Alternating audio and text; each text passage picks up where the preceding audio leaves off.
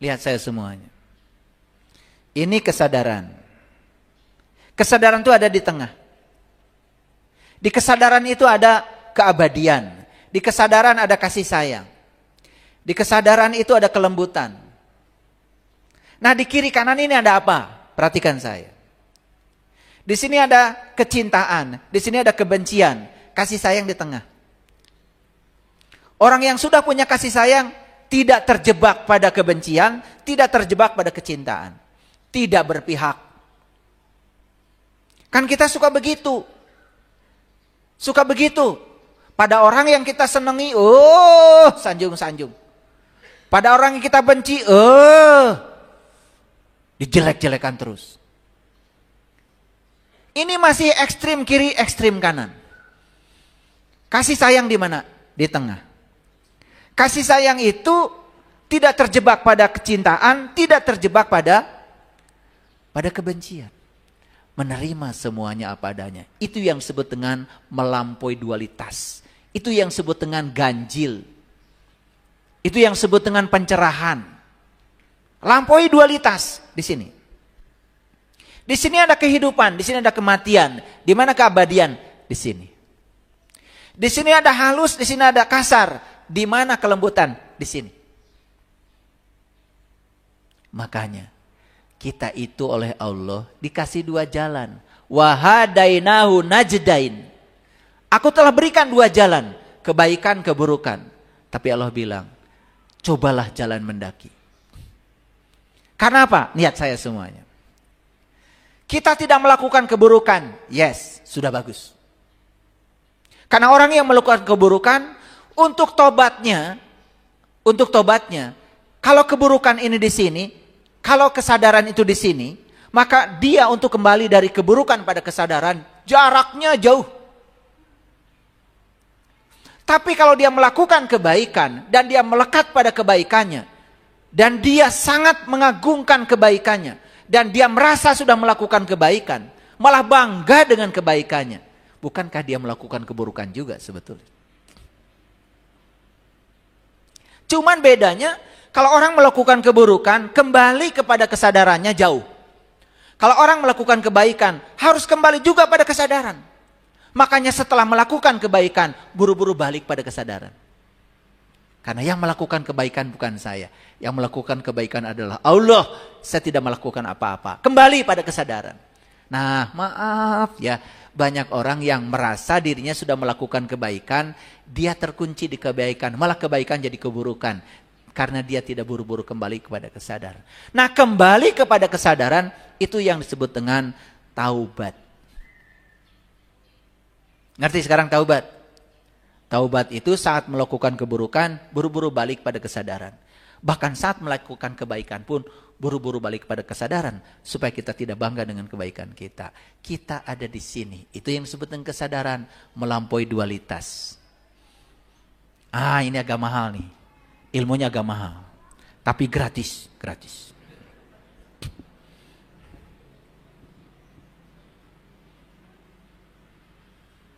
Banyak gak orang yang terikat dengan kebaikannya? Nih lihat, saya kasih tahu ya. Orang yang mengikatkan diri dengan kebaikannya, hati-hati.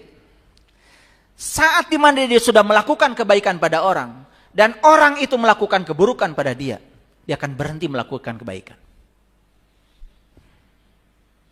Betul? Rumah sate, Romaos. Nah, itu. Hanya orang tidak mengucapkan terima kasih atas kebaikan kita pun besok-besok mau libere sia. Kamari ge tengah nuhunkeun. Betul enggak? Ini karena saat melakukan kebaikan dia tidak kembali pada kesadaran. Makanya saya kasih tahu. Begitu melakukan keburukan, tobat. Tobat itu bukan astagfirullahalazim. Itu upacaranya. Itu afirmasinya. Tapi tobat yang sebenarnya kembali kepada kesadaran. Semoga ucapanmu pakai astagfirullahaladzim itu mengembalikan pada kesadaran. Baca astagfirullahaladzim 1000 kali. Kalau tidak kembali pada kesadaran, itu belum tobat. Tobat tuh gini nih. Ini HP saya di sini. Saya pindahkan ke sini. Kembalikanlah ke tempat semula. Itu namanya tobat. Tabayatubu taubatan. Tobat itu balik. Kembali. Nah, kalau yang melakukan keburukan, biasanya justru lebih gampang tobatnya. Nah, yang susah tobat itu yang melakukan kebaikan. Dan melekat pada kebaikannya. Bahkan merasa diri seakan-akan sudah melakukan kebaikan. Itu dalam bahasa sufi disebut sum'ah. Bangga dengan amalnya. Nah, tingkatan yang paling berbahaya itu yang disebut dengan ujub. Bangga diri. Lamun taya akang. Untung ada saya. Mulai kan? Itu melekat pada kebaikan. Harus kembali pada kesadaran. Dari tadi saya bicara, ngerti nggak? Ngerti apa tidak? Nah, kalau ngerti syukur ya. Jangan-jangan saya ngomong terus nggak ngerti-ngerti. Jadi welas asih itu wujudnya apa sebetulnya? Sikap welas asih itu bahasa Inggrisnya, bahasa kerennya adalah self compassion. Yaitu kita bisa memperlakukan dan mengasihi diri sendiri. Kita tidak akan sukses mengasihi orang lain kalau kita belum mengasihi diri sendiri. Mohon maaf, ada yang masih suka marah-marah di ruangan ini? Sebenarnya saya malas nanyanya. Ini pura-pura aja, pura-pura. Orang yang suka marah-marah itu sebenarnya tidak sayang pada dirinya sendiri. Orang yang sayang pada dirinya sendiri dan sudah punya knowledge-nya, marah itu merusak pikiran. Marah itu memupuk ego. Marah itu menyuburkan energi negatif dalam diri. Ternyata marah itu merusak jantung. Marah itu merusak pernafasan. Ternyata marah itu menghasilkan hormon-hormon yang berbahaya bagi tubuh. Yang disebut dengan hormon kortisol. Karena dia tahu, maka dia mengasihi dirinya sendiri. Maka dia ketika mau marah, buat apa marah? Kan lebih bagus al-ghafur. Lebih bagus memaafkan daripada marah. Betul nggak? Sehingga rohimnya muncul. Karena sudah dipenggal dengan al-ghafur. Ngerti ayat yang tadi? Makanya baca Quran tuh jangan terlalu banyak. 1-2 ayat aja tetapi direnungkan, diimplementasikan. Saya tidak bisa seperti Bapak Ibu one day one jud, saya nggak bisa. Nggak bisa saya. Saya kadang-kadang 1 ayat aja bisa berjam-jam itu. Karena Quran itu berlapis-lapis itu. Kayak kulit bawang. Ulangi sekarang. Siap self compassion. Siap memperlakukan atau mengasihi diri sendiri. Siap apa tidak? Nah, itu welas asih, latihannya begitu. Itu aja dulu latihannya. Ya, siap memberi pada orang lain. Kalau memberi pada orang lain, siapa yang dikasihi? Dirimu. Gak ada pemberian buat orang lain. Semua kembali pada diri sendiri. Makanya orang yang mengasihi diri sendiri, sudah timbul welas asihnya, gak pelit. Orang yang pelit itu ya, karena dia tidak sayang pada dirinya sendiri. Satu. Nah, ketika kita sudah self compassion, sudah bisa memperlakukan atau mengasihi diri sendiri. Yuk, sayang gak sama tubuh kita? Sayang. Tadi pagi makan apa?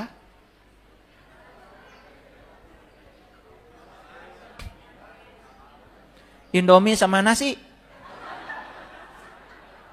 Isuk eta teh. Atau kalau sayang sama diri sendiri mah, ya pagi-pagi itu minumnya probiotik. Gampang kok. Tuh tinggal hubungi Pak Esep tuh, orang Subang itu. Siapkan air 2 liter. Air yang sudah matang. Masukkan pada tumbler.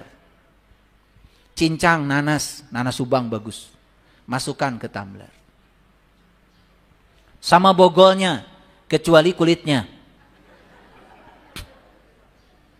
Suka salah kadang-kadang ya, langsung dicincang aja. Setelah itu kemudian ambil jeruk nipis 15, peres, masukkan lagi ke situ. Di BSI itu ada jamaah kita yang memproduksi madu organik. Ya pokoknya madu lah. Syukur-syukur kalau madu organik. Ambil madu setengah gelas. Masukkan ke situ. Tutup 2 hari. Itu akan terjadi fermentasi. 2 hari sudah bisa panen. Buka. Nanti akan meletus. Duk. Berarti gasnya sudah ada. Itu bakterinya sudah banyak. Itu bakterinya sangat menguntungkan buat lambung, buat usus. Pagi-pagi sebelum makan apa-apa, minum probiotik itu.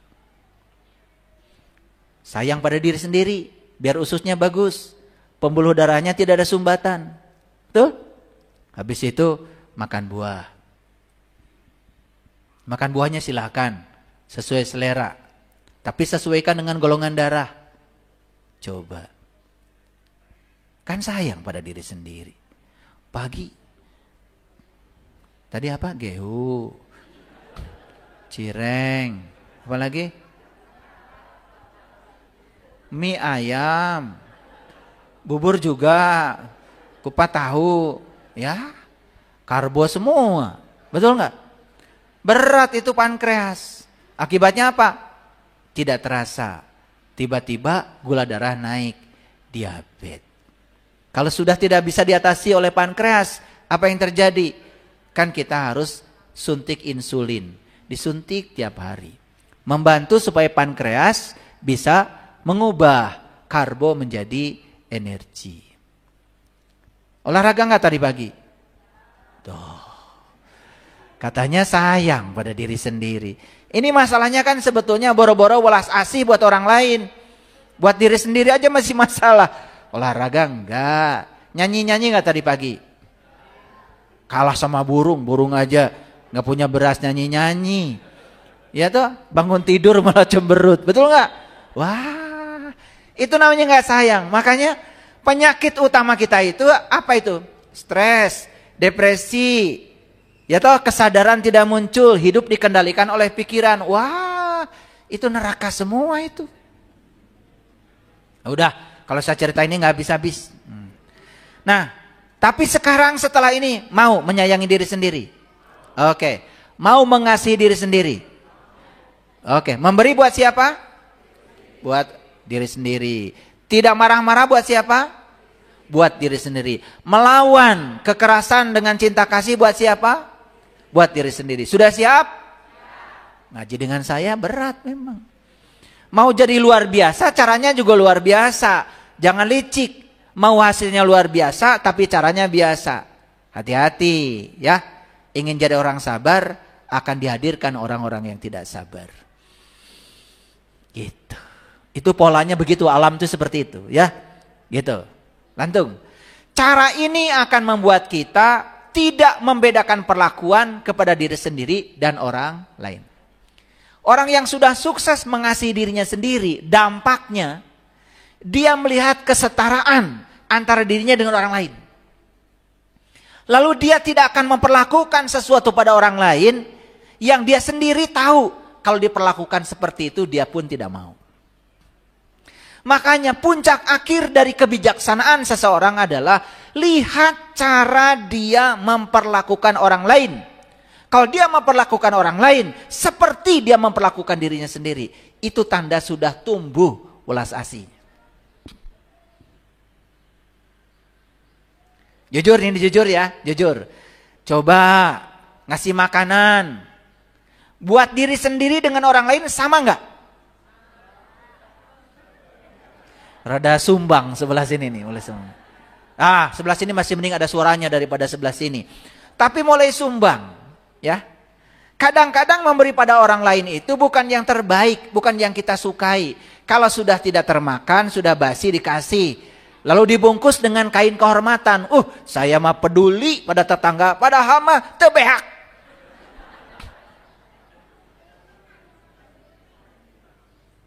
Itu bukan welas asih itu. Itu welas asih yang dibungkus dengan kepalsuan. Ini saya kasih tahu ya.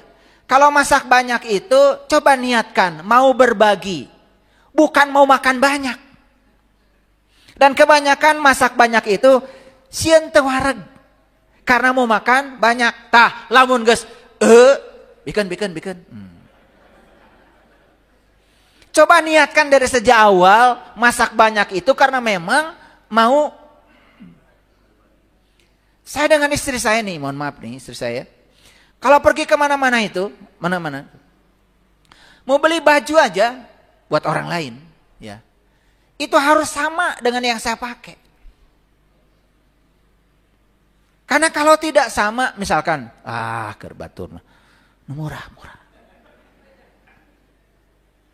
Itu sudah melanggar Quran. Karena di Quran dikatakan, tidaklah disebut memberi kalau kamu belum bisa memberikan yang kamu cintai.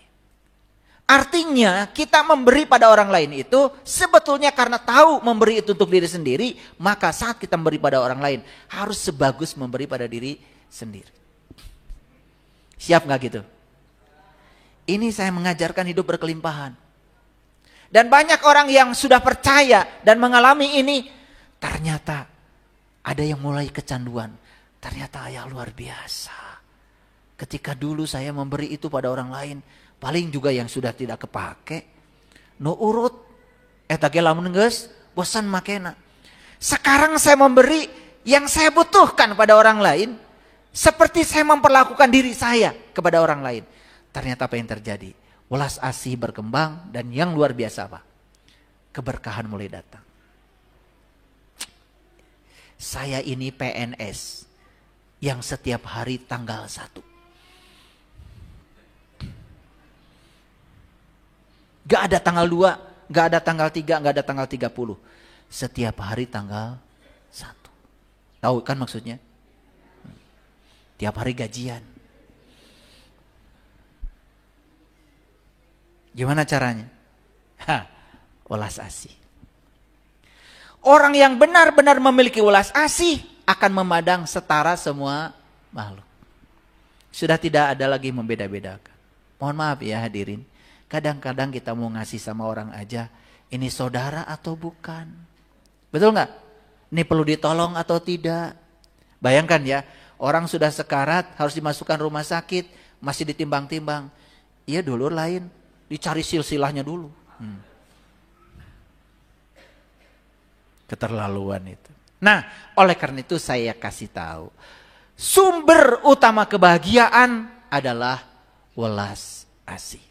Makanya hebat leluhur kita saat kita di rahim ibu, tempat asal kita disemaikannya cinta dan kasih disebutnya rohim. Kita menyebutnya rahim. Hebat gak?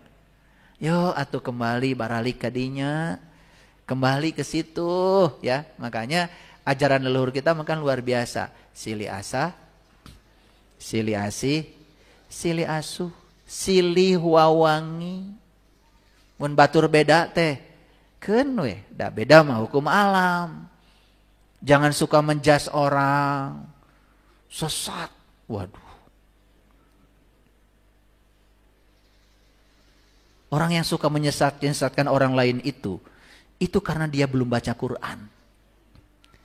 Di Quran Allah mengatakan, Inna rabbaka huwa a'lamu biman dhalla an sabilihi wa huwa a'lamu bil muhtadin. Quran. Sesungguhnya hanya Allah yang tahu siapa yang tersesat di jalannya dan siapa yang mendapatkan petunjuk.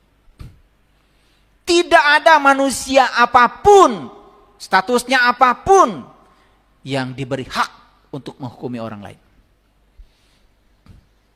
Kan bahaya itu. Ya, menilai orang, menjudge orang, apalagi membicarakan orang, tahu juga enggak. Yang tahu saya ya saya sendiri. Betul nggak? Yang tahu dalaman saya sendiri. Bagaimana Anda bisa menilai saya?